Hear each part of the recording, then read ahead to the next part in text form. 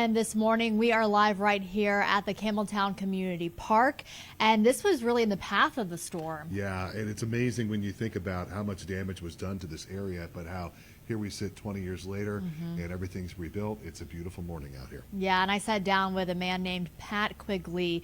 He tells me how he was driving home one day 20 years ago and he saw a house in the middle of his street. He took me down memory lane. Take a look. So this is your home with siding missing on the Right, siding missing, and a third of the roof was peeled off. Pat Quigley is reliving his memories from the Campbelltown tornado. I remember it like it was yesterday. It was Wednesday, July 14th, 2004. An F3 tornado came barreling down his street, damaging his home and destroying his neighbors. And my mom was home with our two daughters, which were 4 and 22 months. I closed my eyes, said a little prayer. I had a circle around the block. I got here as quick as I could. Fortunately, they were all okay, but the homes on his block were not.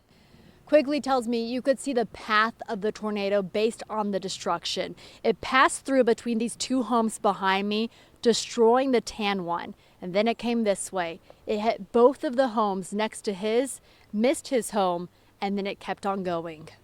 At the end of the street is what I kind of refer to ground zero. Those two homes were completely to the foundation. Was there any kind of warning that it was coming? No. I think they did put a warning out, but I never heard it. Never heard it. You didn't know to expect something like this? No, I just thought it was a typical central PA severe thunderstorm. Quigley and his family were displaced for 6 months. They had a gutter house the whole way, everything had to come down to the studs. And his neighbors had to rebuild. The neighbors have a fence next door, and it just took that fence right out, and that's their car and what would be their garage. 20 years later, the foliage has grown back and the house is rebuilt. But each year since then, Quigley's family takes time to remember what happened. I think about the day often. Until the girls graduated from high school, we always took that day off work and made it a family day and, did something as a family. So it's always marked in our house.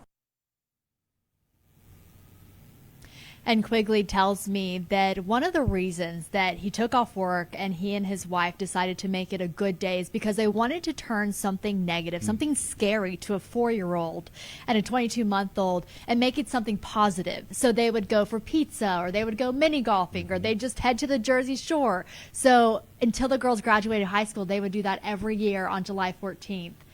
For 20 years about. Yeah, and I know Pat personally, but they stayed in the area. His daughters wound up going to Palmyra, played field hockey. Yeah. So, it's one of those ingrained in them. Thank goodness all's well that ends well. Yes. But yeah, it was certainly a remarkable day, and one that, you mentioned earlier. I still look back on it, and when you look at the video of all of the destruction, that no one was killed is somewhat of a miracle. Yeah, it really is. And, they're not the only person who survived the storm, the Quigley family. Yeah.